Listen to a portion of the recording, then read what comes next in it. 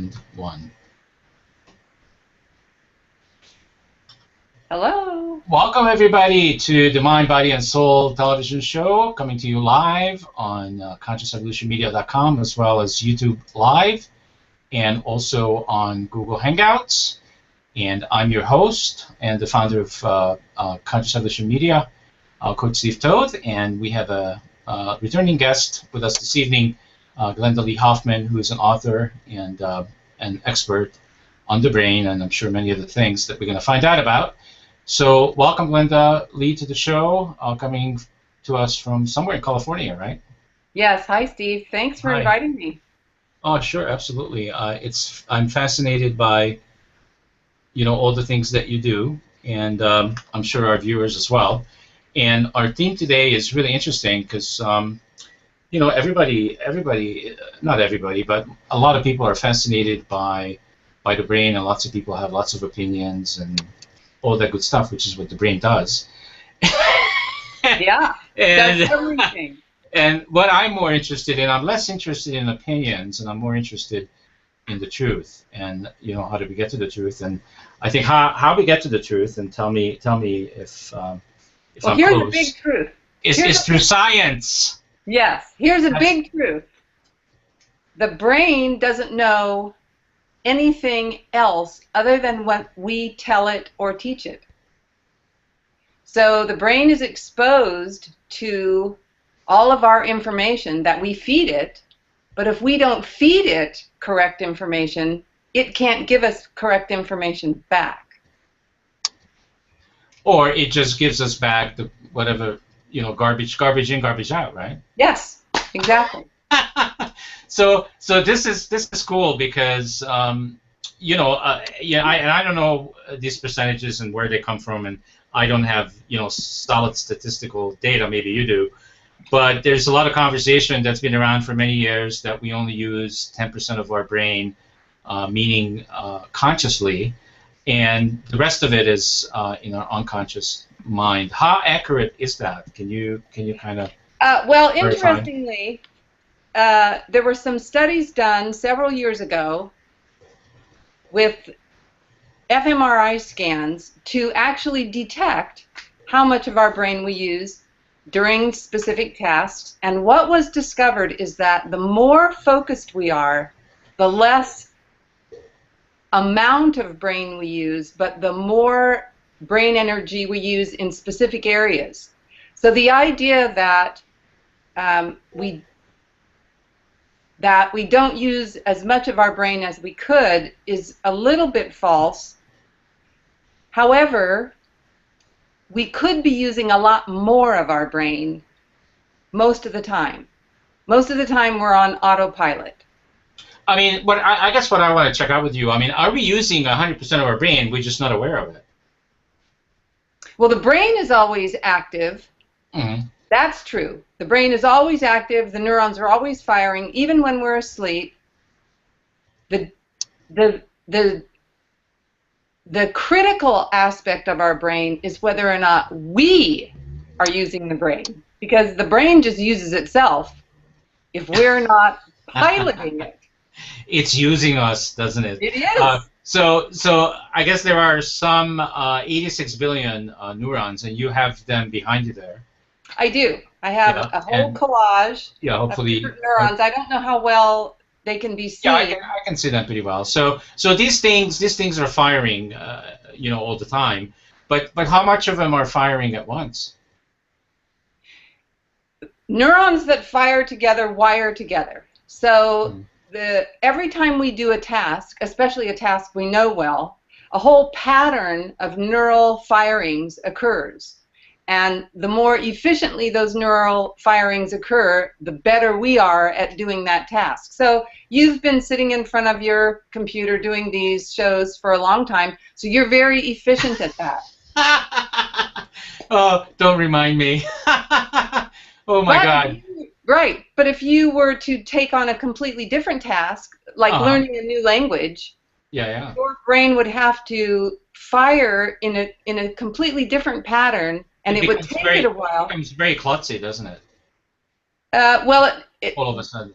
So, yes, you feel klutzy. The brain is working very hard to fire, to create the pattern so that the neurons that fire together wire together, and it takes 36 days for a new pattern to establish itself, which happens to be about the same time it takes us to develop a new habit if we practice it every day.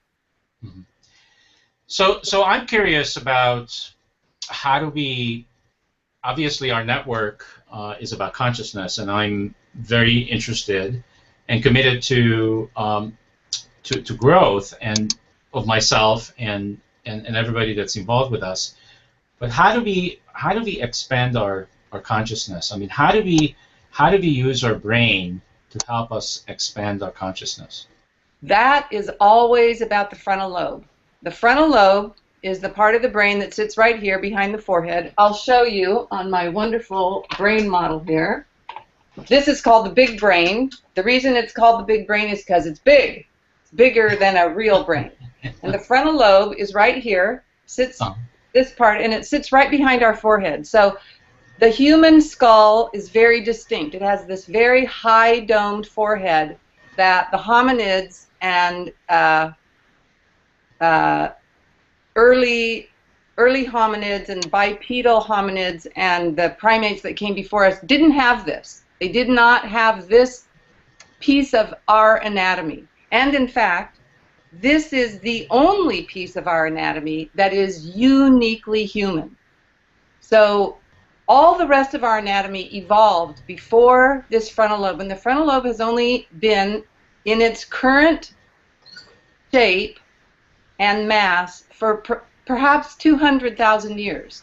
So we are a very young species, and this part of the brain, which is the most advanced neural tissue that we know of in the universe, is also the youngest neural tissue in the brain. So most of us don't know how to engage it, and we don't even know when it's engaged. But here's a clue.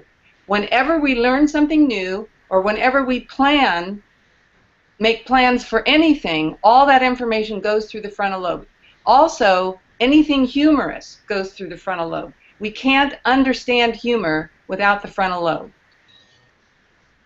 And humor is and interestingly, the root word for the word humor, H-U-M, is the root word for the word human, H-U-M. I think they both come from humus, but I'm not sure. Okay.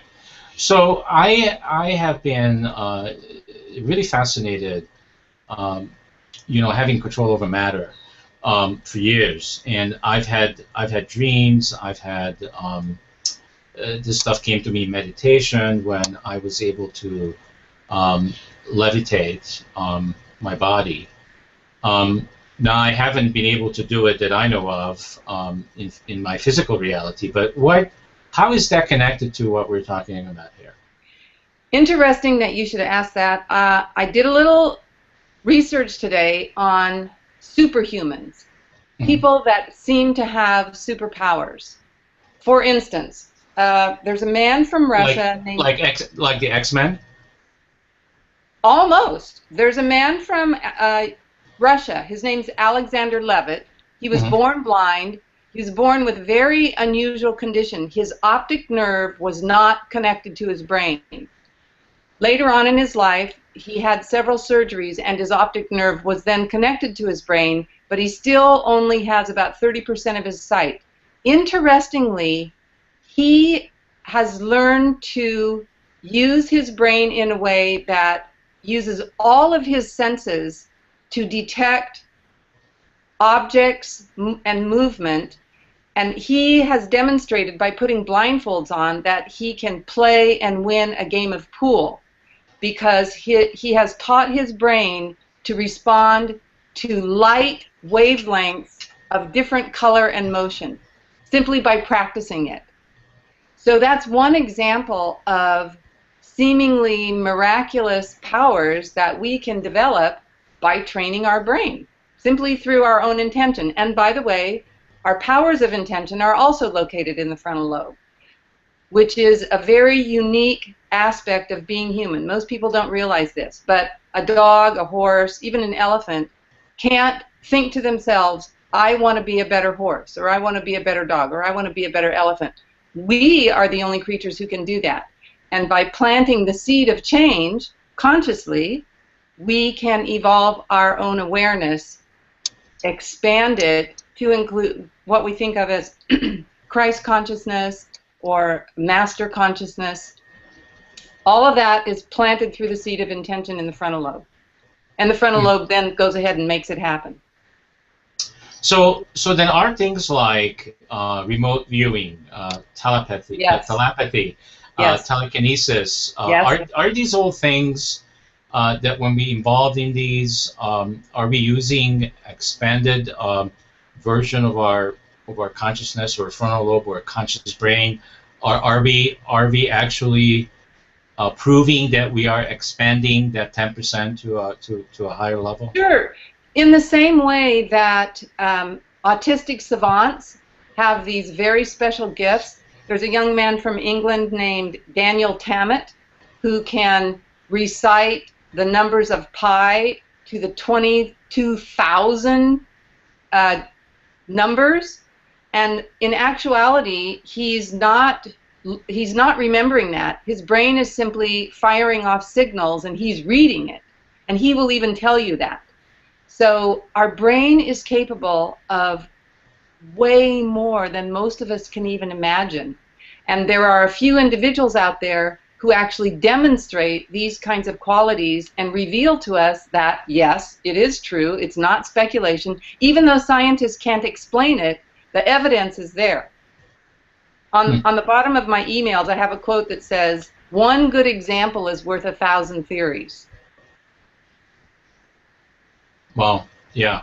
So I don't know if I'm asking too much of you here, but if I said to you, could you explain a word to us, a new world, where most of us, where we flip this thing, that 90% of our brain we have access to and we can use, what would that world look like? Well, to me, it looks like energy. All of matter emerged originally from energy, and the brain is in that category. The brain is run on energy, and it uses up 20% of the calories that we take in. So it's a very expensive organ, and in order to maximize our awareness, we actually need to train our brain to help us live the life we want to live. If we don't train the brain consciously, if we don't actually take conscious consideration of our brain, and we don't even have to use the word brain, we can do it through yoga, we can do it through meditation, we can do it through Tai Chi, we can do it through Qigong. All of those exercise the brain, even if we don't use the term the brain consciously. The brain will respond to any signal we give it. So it's an amazing instrument that I am continually surprised that more people aren't fascinated by.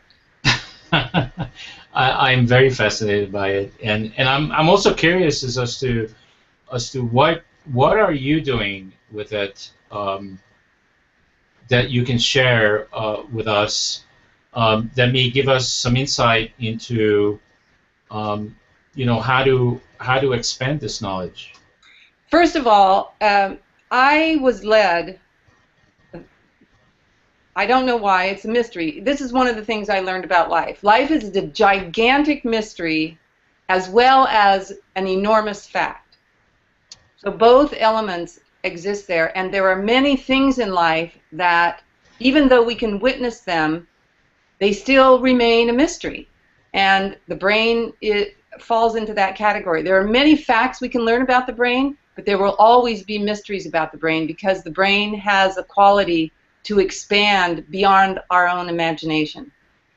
So one of the meditations that I learned very early. It was given to me. I wasn't looking for it, but I was sitting in meditation one day and the word simply came.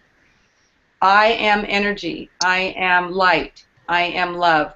And I began to realize that as I was repeating this, every word that I used to identify with was not matter. It was an energetic word. And it needed to be an energetic word. It needed to be a word that had no definition to it in terms of being measurable like matter is. So I am pure love. I am pure happiness. I am pure joy. I am pure energy. When I found that as I did this meditation, and of course I was very young when I did the meditation, in my early 20s, I didn't believe it. I didn't believe what I was saying because my brain had been trained to think of myself, my identity, as a person in a body that consists only of matter. So I was saying these words to myself, but I didn't believe it. At the same time, I could feel the energy of a vortex over my head, and I simply did the meditation anyway, in the sense I was, telling my old conditioning to be quiet, and I was going to participate in this meditation. Well, several years later, I realized that just saying those words to myself gave my brain a shortcut to all this fabulous potential that it was just sitting there waiting to be tapped. And by using these words, I am pure energy, I am pure love, I am pure potential, it was tapping into that energy, and that energy went to work for me, unknown to me. One way that I understood this is I had a dream. About a year after I had that meditation, I kept repeating it for several months, and about a year after that, I had this fabulous dream of meeting and joining with a woman who was like my image of a perfect woman of wisdom and love. She had on a white silk blouse and a black velvet skirt, and I was simply enthralled with this woman. And about a year after I had that dream, I was reading some Jung one day, sitting under a tree, and all of a sudden that image flashed through my brain, and I went, "Oh, I'm becoming her." The dream had again planted a seed of intention in my mind of what I wanted to become, and then my brain went to work using all this hidden potential that I didn't really know about, but I was experiencing. It went to work to mold me into the image that I was heading for. So does that make sense? Yeah, it's very fascinating stuff. So, Yeah, so I'm wondering about language, is because I'm noticing, and I've noticed throughout the years, that everything that we're experiencing as human beings is being born in language, and I sometimes feel that language is a limiter because. Yeah. I was just going to say that. Language is a blessing and a curse. Yeah, because we got to find a different way, I feel, to be able to communicate. Language is not enough, is how I feel. Yes. What the Kabbalah taught me, that's my path, the Kabbalah. The Kabbalah taught me that there is a realm beyond language, beyond words, beyond thought. It's a realm of pure awareness in which people who speak about near-death experiences or mystical experiences, they go into that place and there are no words, but there is pure awareness. I was listening to an interview today on YouTube about a woman had a near-death experience, and she was explaining that in that space she knew everything instantly. And that's what happens when you go beyond words, because words are always sequential. They come out one at a time in a timeline. But when we get into that realm of pure awareness, there is no time, so there is nothing sequential. So just like you said, words limit us to that sequential awareness, and yet we can move beyond it.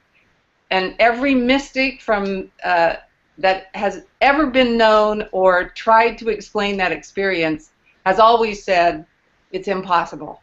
We can't put into words what is beyond words. And yet we can experience it, we can witness it, and we can make it our own, ground ourselves in that experience.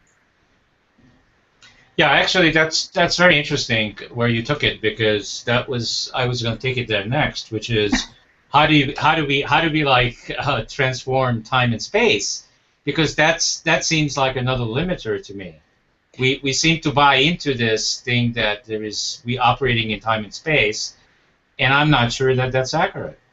It isn't accurate. I guess maybe the clearest way to say it is our body is operating in time and space, but our mind is able to completely free itself from time and space. And one of the exercises I used to do is remember that the way we have segmented time is a complete fantasy. We've divided time into hours, minutes, seconds, days, weeks, months, and all of that is simply a fantasy that we made up, because the only reality of time, is that the Earth does actually orbit the sun in 365 and a quarter days, so that part is real, and the Earth also rotates on its axis. Well, I'm not even sure that that's real. Wait, Glynda-Lee, that's just our interpretation of it. Okay, that's our interpretation of it. But if you think of that, and we use the word sunrise and sunset, and both of those are just fantasies, because what creates a sunrise and a sunset is the Earth's rotation. So it helps us to actually think of those things and remember that this is our experience. One of the things that I always enjoy remembering is that Neil Young song where he sings, "This old world is spinning around, why aren't the trees falling down?" Do you remember that one? No.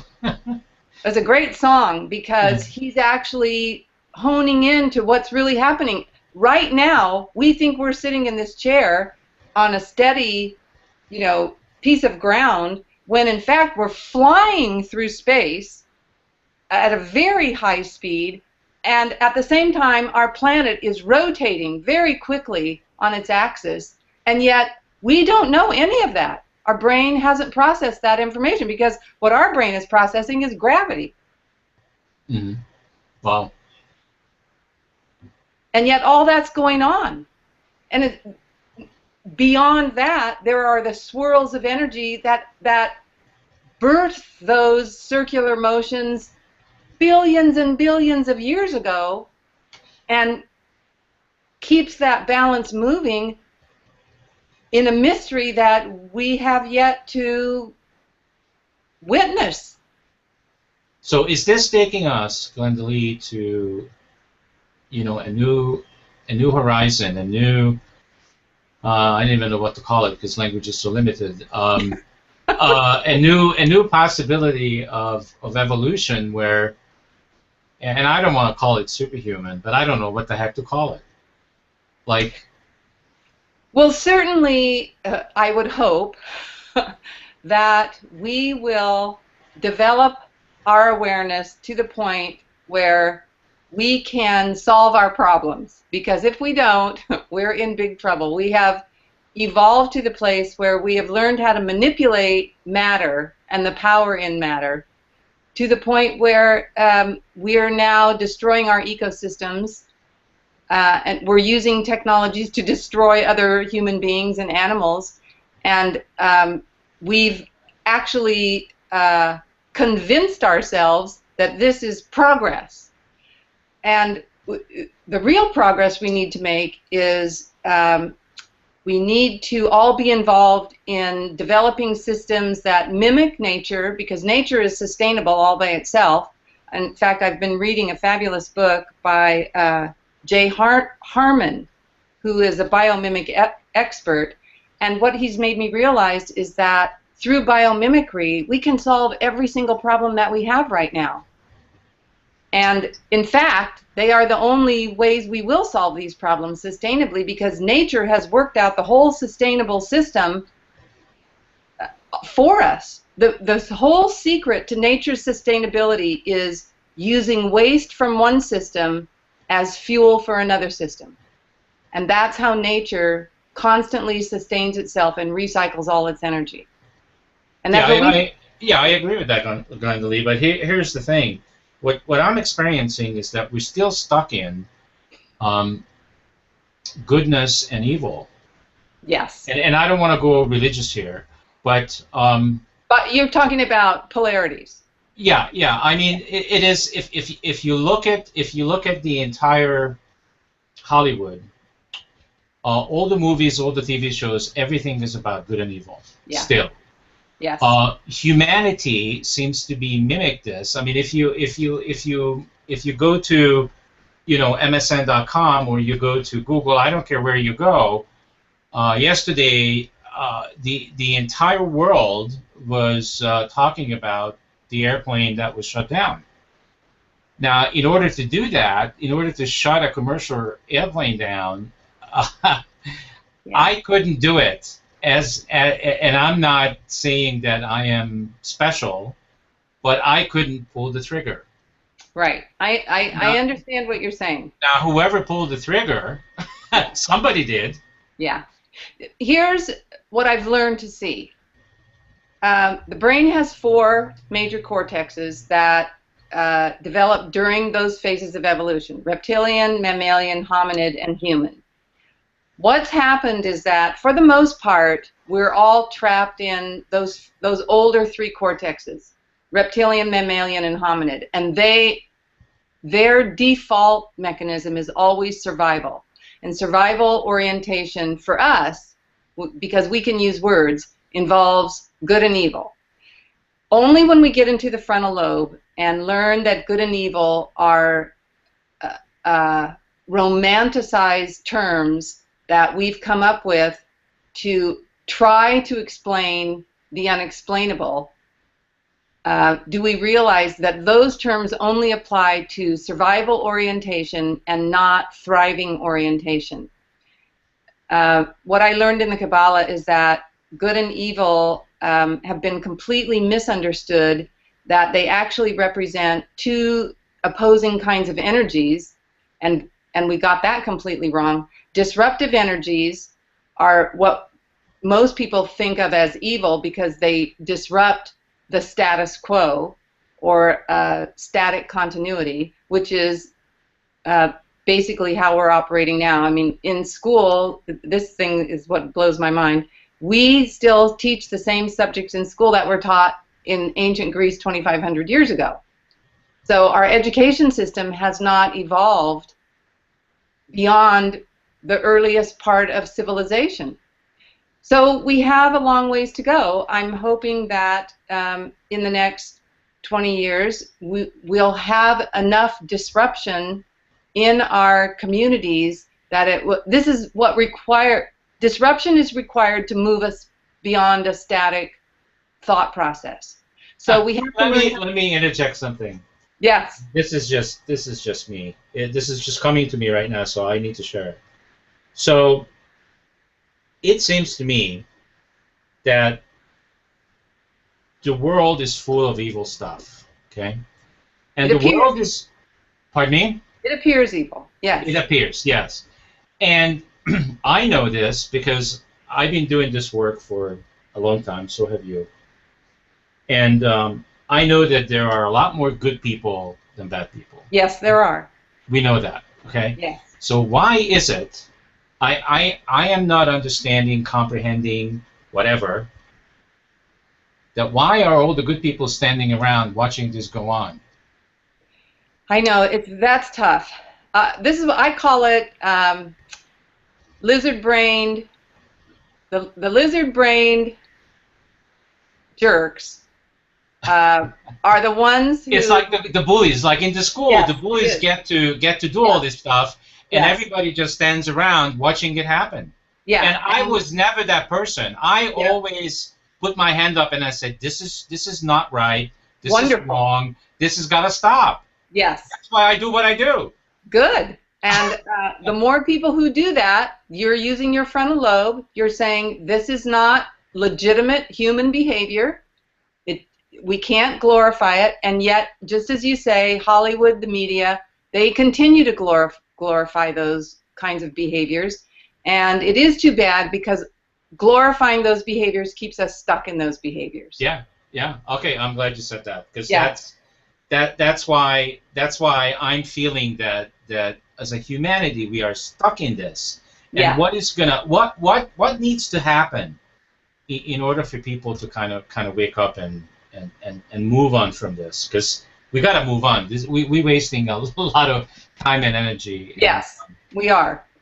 Unfortunately, we are. I have asked the same question myself hundreds of times, and the only thing I've come up with is because we live in this predatory, survival-oriented culture, it is up to individuals, you and I, and every individual who wants to move beyond. It's up to us to move our own consciousness, expand our own consciousness to be more loving and to resist that reptilian behavior.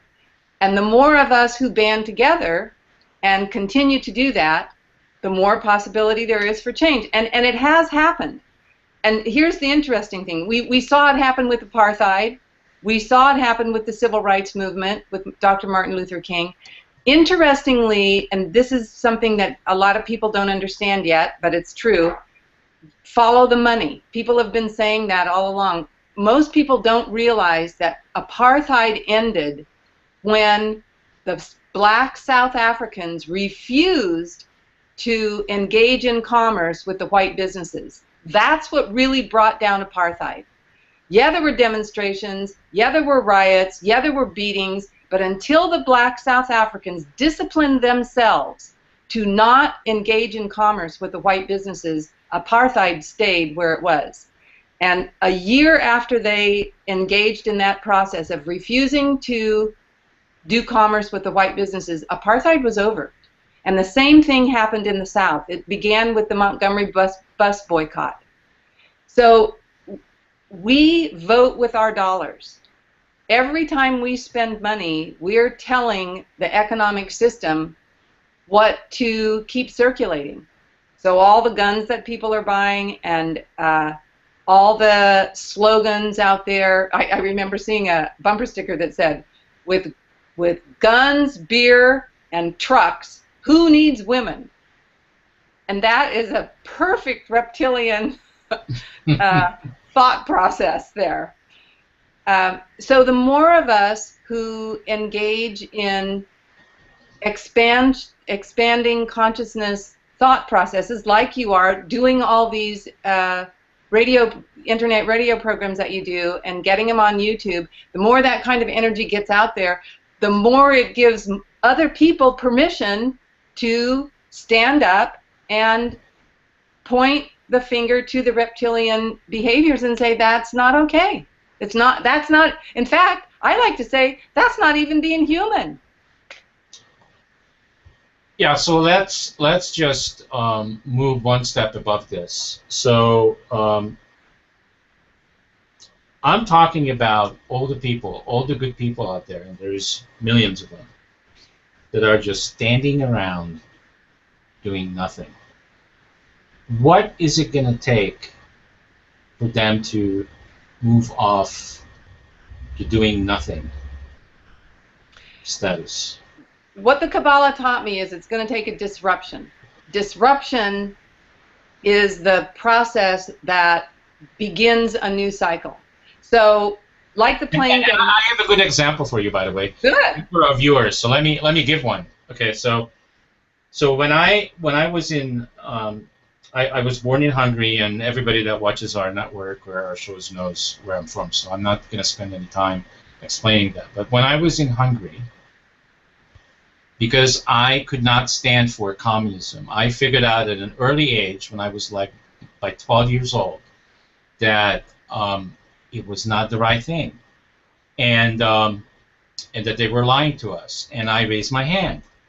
And I got punished for it many times. But here's the thing. I got involved, instead of just standing around and watching it, I got involved and organized the youth against communism.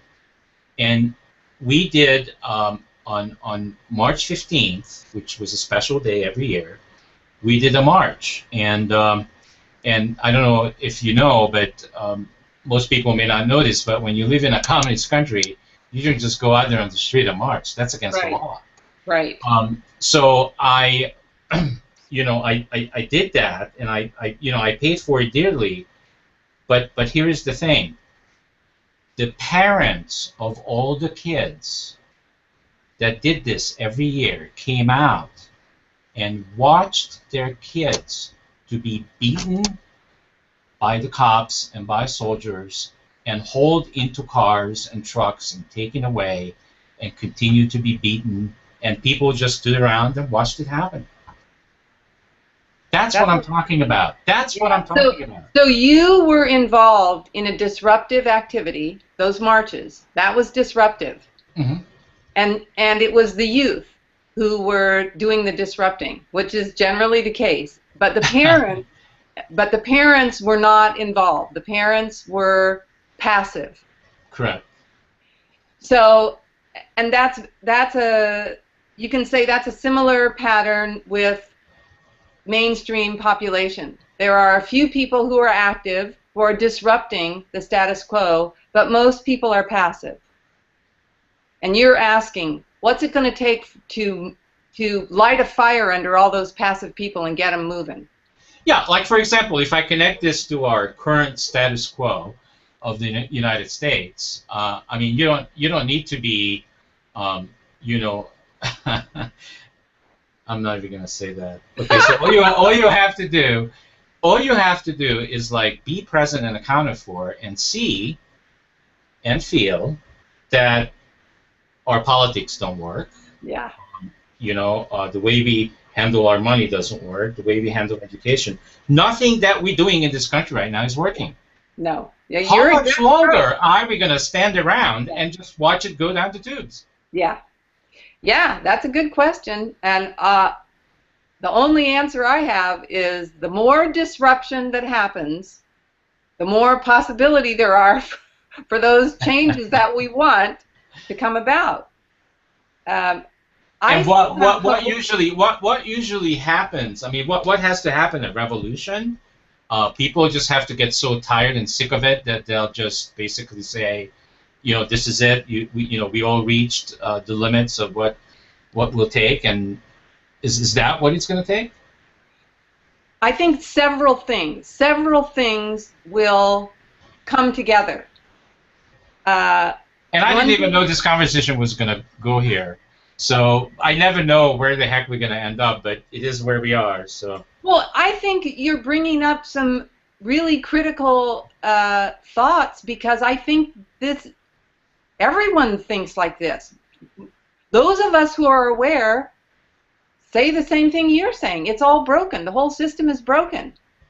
How are we going to fix it so that it isn't just a few people thriving, but everybody thriving? And we're changing, and we are learning how to adapt with nature and develop sustainable communities and be aware and conscious and kind and tender, so that we create a society of gifted, talented, kind, tender individuals where everyone gets their needs met and we all thrive, and we recreate a garden atmosphere on this lovely planet that we inhabit. I mean, isn't that what you're asking?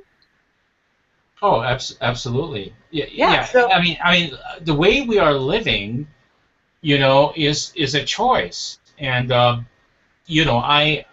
realized that when I was 12, and I choose not to live what I was born into. I said, I can change this. You disrupted it. And if I can't change it here, I go somewhere else. Yes. And here I am, all these years, decades and decades later, and here I'm looking at myself on camera and going like, okay, so, my assistant the other day said, we're back to square one. I must say, my life is almost back to square one, because I am where I started.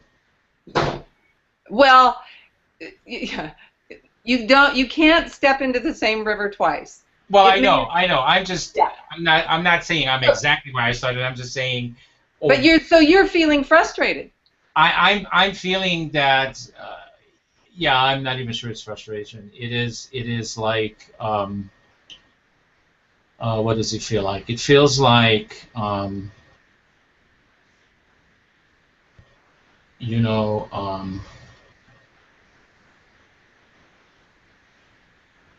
I'm just so tired sometimes. You know, what is this gonna take? It's like I'm just tired. I've been at this for a long time, and what is it gonna take? And it isn't just about me. Um, you know, this is not just about me. It's about our planet. It's about much bigger things than me. Yeah. No, of And, course. and it's like, what Because is as a it? conscious human being, you have compassion and empathy for all those people out there who aren't thriving. And you also have anger, like I do, for the rich who are hoarding and squandering our resources on their petty little games. You know, the Koch brothers spending multi-million dollars to change elections so that they can get more people in to keep their little capitalist game going that is so destructive on so many realms. So I understand your frustration, your your exhaustion. Yeah, that's it. That's Yeah. the word. I'm exhausted. Yeah. I've been at this I'm 60 years old, and I will do this to my death. Yeah, because there's nothing else to do. There's nothing else to do. No, It's like, there's nothing else to do. what else am I going to do? Yeah, what else exactly. What else are you going to do? So my advice to you is try to find things that renew you, specifically personally, so that the exhaustion doesn't get to you. Whatever's going to happen with everybody else, well, I don't know. I know that I've come to the same place you are, and I have moved beyond it simply by trusting my own experience. My own experience always moves me to growth, moves me to new awareness, moves me to more acceptance and love of myself and my own situation. Even though I know all that static stuff is going on out there, there's also new technologies coming out.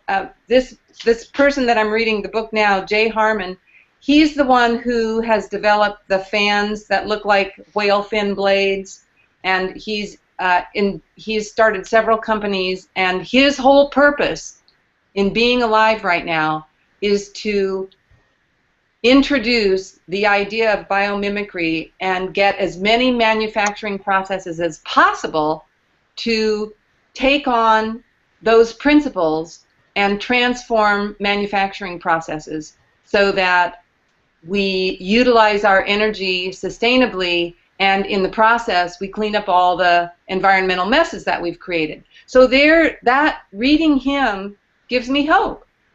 And then I remember the story. Do you know the story of Joel Salatin, the rock star farmer from West Virginia in the Shenandoah Valley? No, I don't.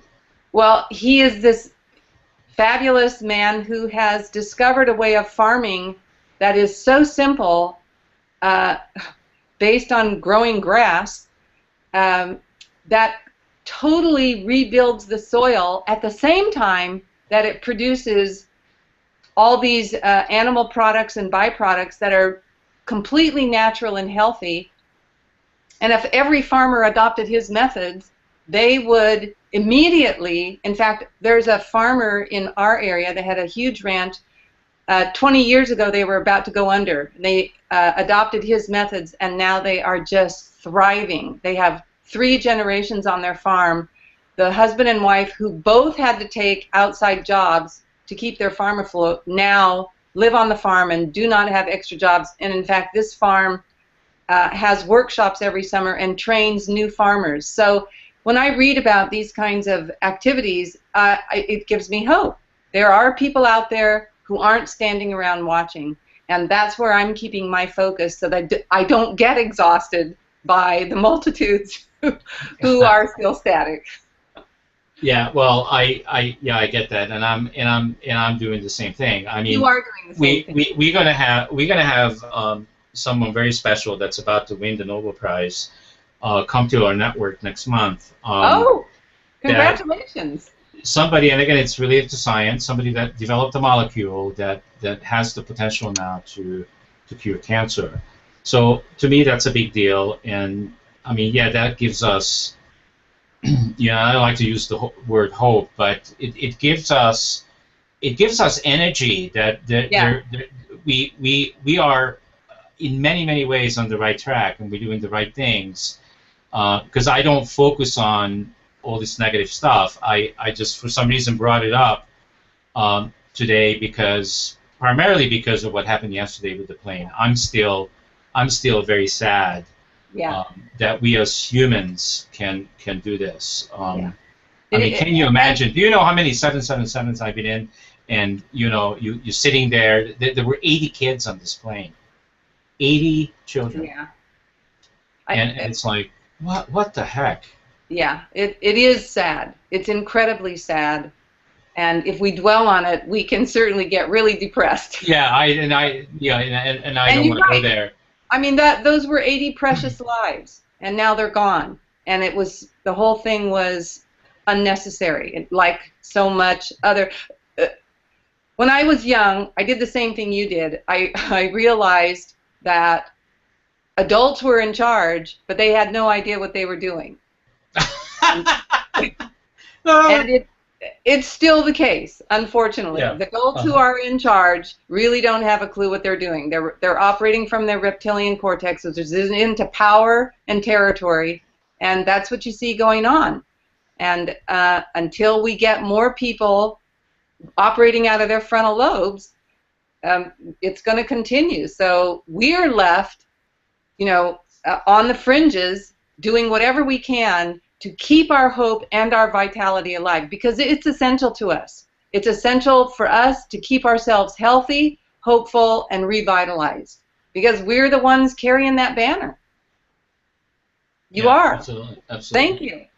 Yeah, I mean, we all do. So I want to make sure you do talk a little bit about your book because I think your book is important, and how you studied and learned and became an expert on the brain. I think that's a very good story to share. Well, here's the interesting thing. I became an expert on the brain by looking at my own brain.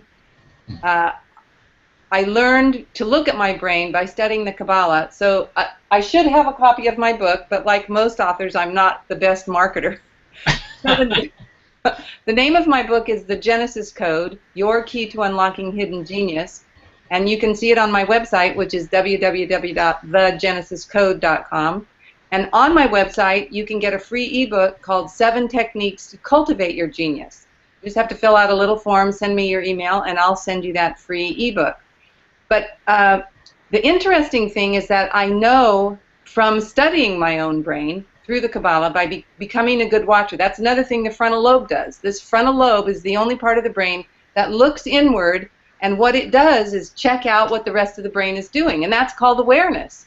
And all of us involved in this kind of activity, we're constantly doing that. We are using our frontal lobe to look inside and say, well, what are you doing? And if you engage in this kind of activity, what kind of consequences are going to happen? And do you want that consequence? And if the answer is no, well, then stop engaging in that kind of behavior.